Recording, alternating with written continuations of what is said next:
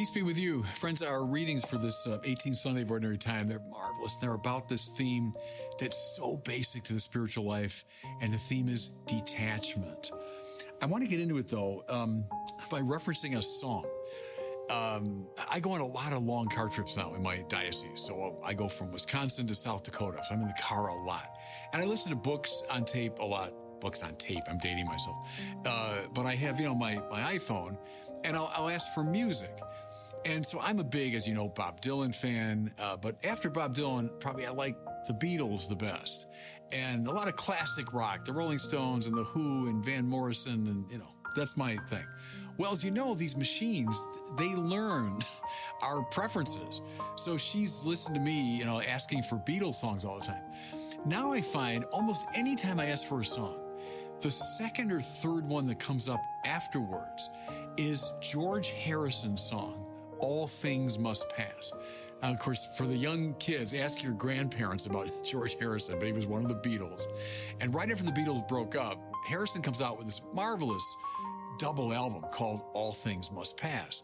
And the title song is born of his Hindu, interest. And it's about the evanescence of everything in the world.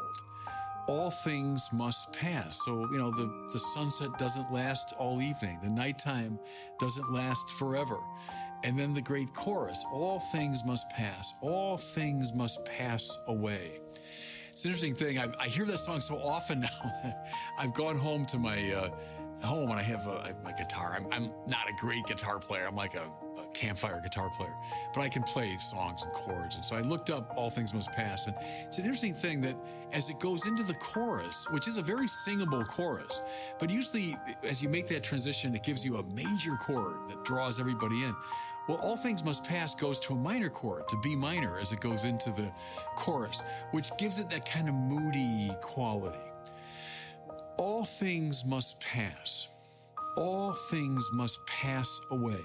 Look, almost every major philosopher, almost every major religious figure the world over has intuited this great truth about our world.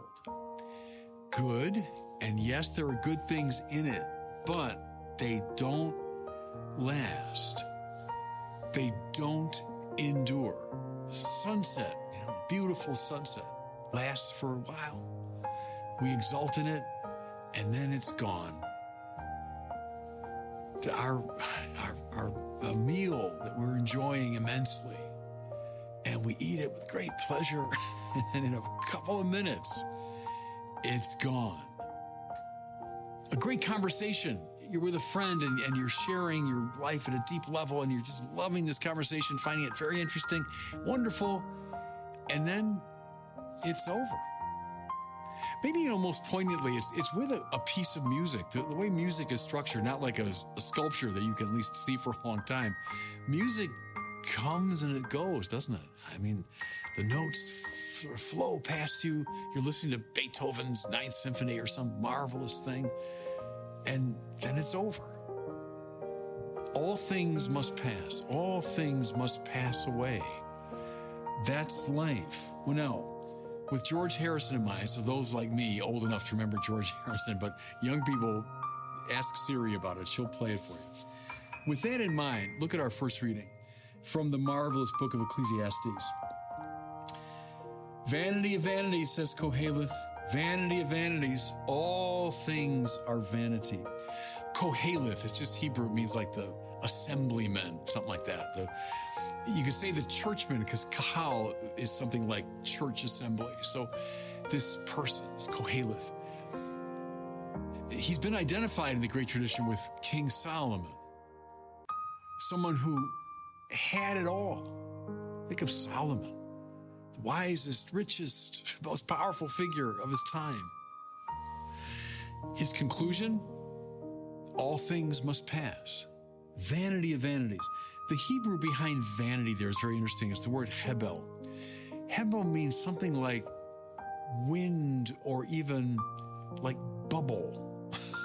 It sort of sounds like bubble, hebel, bubble. All things are like a bubble. Think of a bubble. And it's floating there, and he goes, hey, that's beautiful, look at that. And sometimes, the colors kind of play on a bubble. And then, like that, it's gone.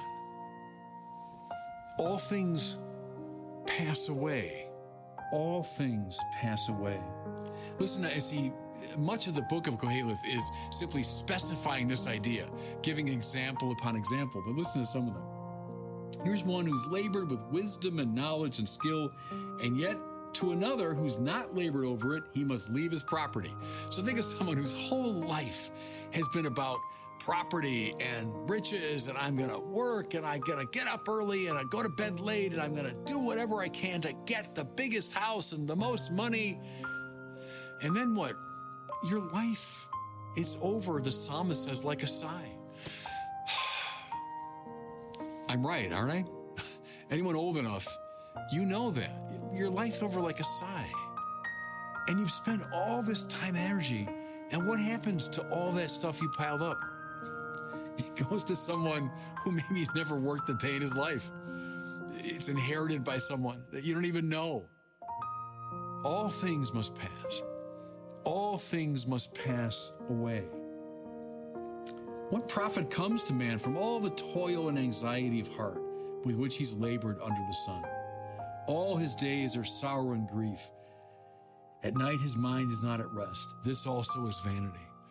I can think of all the things that we think about and worry about and fret about, and we're plotting and planning and trying to get this and get that and wealth and honor, and people will think highly of me, and I'm going to do everything I can to get that reward, and I don't want people thinking highly of that guy. I want them thinking highly of me, and so I fret and I worry. And what? All things must pass. All things must pass away. Vanity of vanity, bubble of bubbles, everything's like a bubble. Okay, so you say, well, am I left in sort of despair now? So what's the point? Life just seems like it doesn't mean anything. No. Listen now to St. Paul. This is our second reading, Paul to the Colossians. If you were raised with Christ, seek what is above, where Christ is seated at the right hand of God. Think of what is above, not of what is on earth. Okay, now, just to be really clear about this is not some despairing flight from the world spirituality. This is not to say, well, this life is just a waste of time, forget about it, and let's get up to heaven as soon as we can. No, we're playing a much more subtle game here. We're not saying everything in this world is bad. No, what we're saying is nothing in this world finally lasts. Therefore what? Two things. Wear this world lightly. It doesn't mean disdain it or hate it. It means don't cling to it. Don't think it's going to make you happy, because it's just like one of those, those cottonwood seeds that float through the air. And if you try to grab it, the very act of grabbing will push it away from you. So if you grasp at this world, it'll turn to dust in your fingers. Appreciate it. Love it. So that sunset that George Harrison sings about. Look at it. Take it in. Beautiful, beautiful, love it. But then let go of it. That's not your ultimate happiness. The house that you live in, that you've labored for, good, enjoy it. Don't cling to it. Those honors that people give you, they're nice. Enjoy it, for the moment, and then forget about it. Where should your eyes be fixed? Where should the eyes of your soul be fixed? Again, listen. If you were raised with Christ, seek what is above. Now, what's above? That means the realm of God. That means the good things of heaven.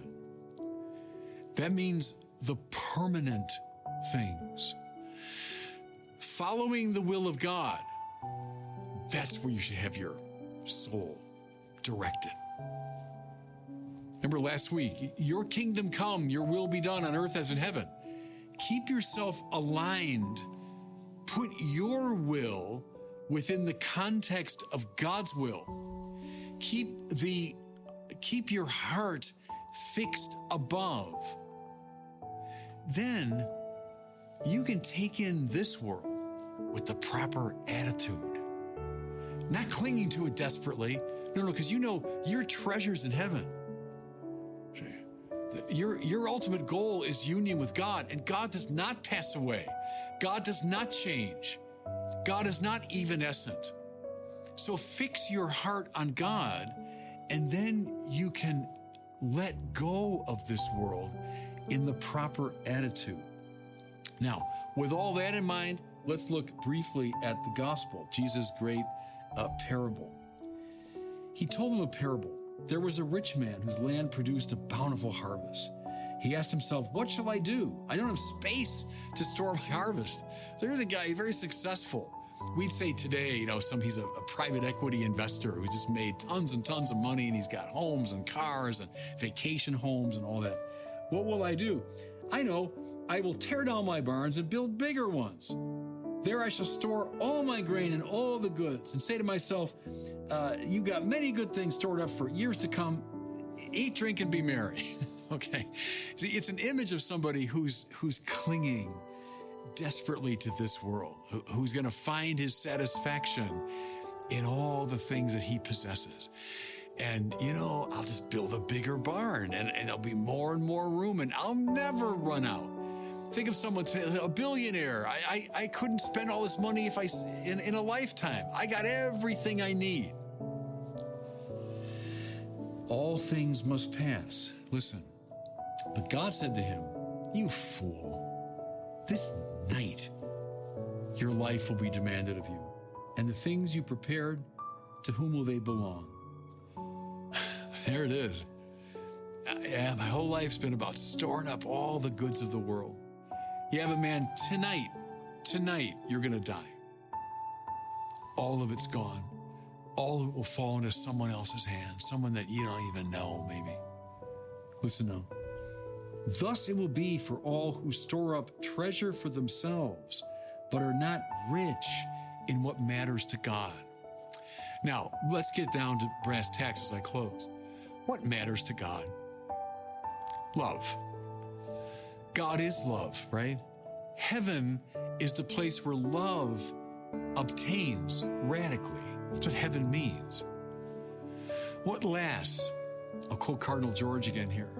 The only things we take with us into heaven are the things we've given away on earth. He doesn't mean like, okay, if I give away all these cars and houses and so I'll have them in heaven. What he means is it's that attitude of giving away. That's the substance of heaven. There are three things that last, right? St. Paul said. And that's what we want. All things must pass in this world. Okay, so what lasts? Paul says three things: faith, hope, and love.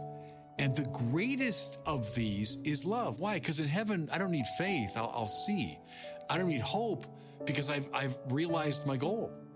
But what will last? Love. Love is what heaven is. And so look up George Harrison's song. Listen to it.